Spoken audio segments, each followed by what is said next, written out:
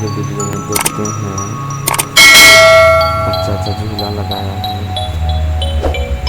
और बहुत भीड़ है, बहुत मस्ती करेंगे। देखिए चलिए बहुत सुंदर है। और देखिए बगल में झूला है, बच्चे लोग खेल रहे हैं बहुत सुंदर।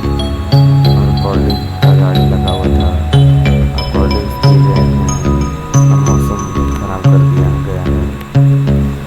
देखिए अब हम लोग झूला के पास आ गए हैं।